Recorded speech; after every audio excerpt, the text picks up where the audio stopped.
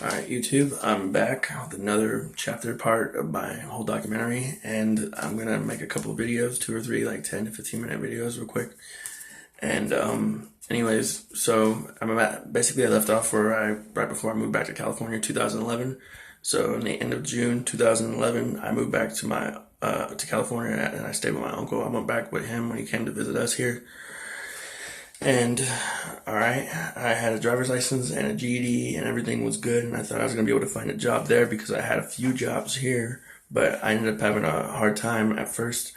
At first, I settled in for a week or two, and I met with a person who knows my uncle, well, who knew my uncle, knows my uncle, whatever.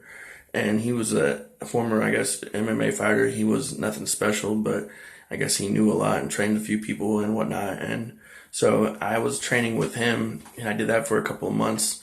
And I was looking for work part time, and and then it was boxing and MMA. And anyways, I have a few stories to tell real quick. While I was at my uncle's, I was at my uncle's. Me and my cousin were in the living room. We were watching TV or whatever, and we were just waking up for the day. It was like noon because my routine normally consists of this, at least Monday through Friday, and weekends varied. But I'd get up around 10 or noon or so, remember around there, and then I would stay home for a couple hours, go on my phone, listen to music, watch videos, whatever. Around noon or a little later, around 2, I would get dressed. Around 2, yeah, I got dressed around 2.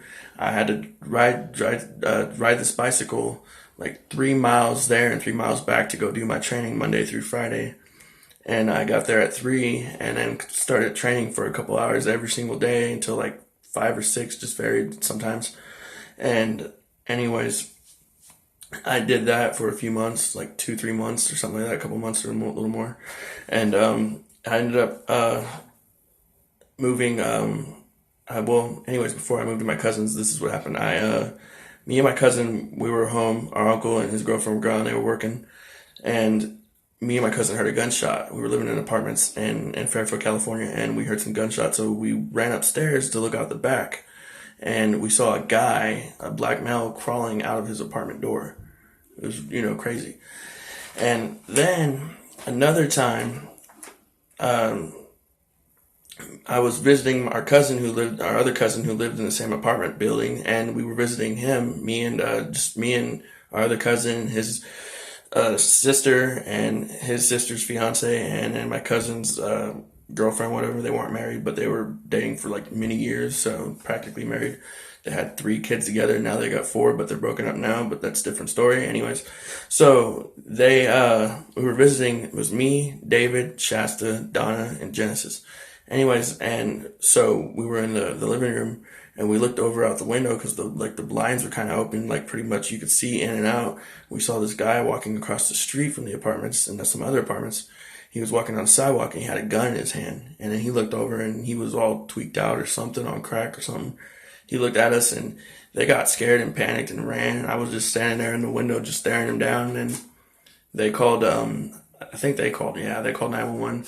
The police showed up. I don't know whatever happened after that. I can't remember. I don't think there was no shooting. I remember that. Then another time, me and our other cousin, Gypsy, were out in the parking lot. He was fixing on his car, and we were just having some beers, and some random dude walks up to us, and I didn't notice it in the beginning, but at the end I did. He pointed it out to me that this other guy walks up to us all paranoid as hell, talking about some crazy stuff. He had a gun in his side too. And so that was crazy. The first guy had the gun in his hand walking down the street. The other guy had a gun in his side that was visible to anyone. And that was another story right there. And another time, we heard a whole bunch of sirens and whatnot, cops and stuff. So me and my cousin Patrick went outside and ran and followed the sirens and the commotion. There was like 5+ cops, like on 1 or 2 people, whatever, I guess they had their guns on them. I don't know what happened there. And then there's another story though that stuck out that I remember hearing around that time, where a group of teenagers like idiots and a-holes, forgive me God, a group of teenagers robbed this old man that owned this pharmacy or something, and he had a heart attack and he died. I hope they were charged with it, but I mean, I'm assuming they were, but I don't remember. And so that's just those stories right off there. And then I was staying at my uncle's, but then we had disagreement about the whole like payment arrangement thing. I was putting all my food stamps in the house, and I gave him some money, and I didn't mind it. But then he wanted more money, and he said he was going to pay it back.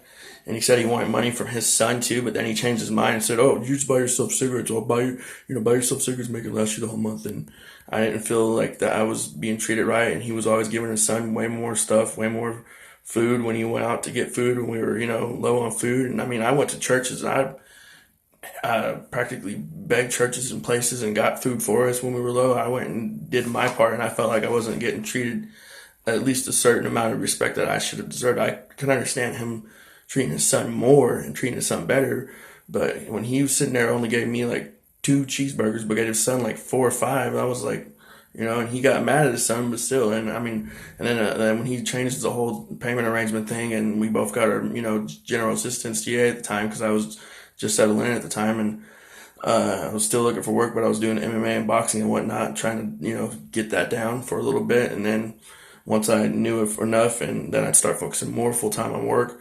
I did have an interview at KFC when I was staying at my uncle's, but I messed up the interview at KFC because, anyways, I hate how they ask you the same question just differently, and then they ask you some questions that are kind of complicated in interviews. Especially, like, why would they do that for a fast food job or a cashier job at a store? It makes no sense. It's pointless.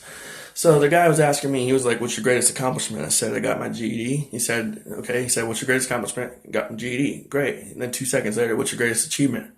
Isn't that the same thing? So I froze and I didn't know what to say. So I was like, "When I was in Job Corps, when I was in a riot, I knocked 4 people out."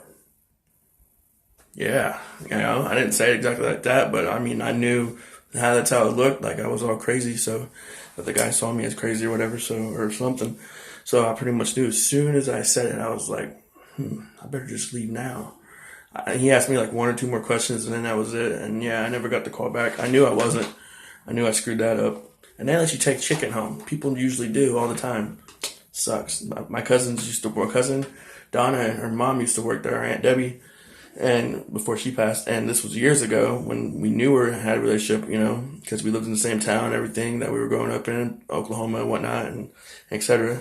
And so them two were working at KFC together, and they were bringing home bags of chicken each or bucket each that was like full, like, not like how they fill it like with halfway of the bucket and give it to you.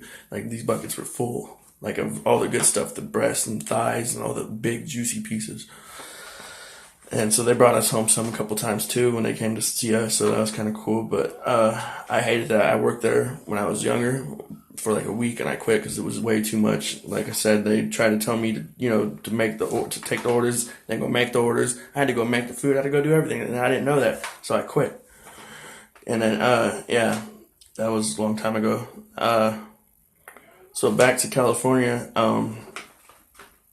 Man, I'm trying to go through this. I got a couple pages of stuff I was here. And, so yeah, I guess, I don't know. I'm just going to skip to some other stuff now. Here's where things take a turn, and I'm going to end this video, and I'm going to start to describe the rest of the stuff. But, alright, be warned in the next video.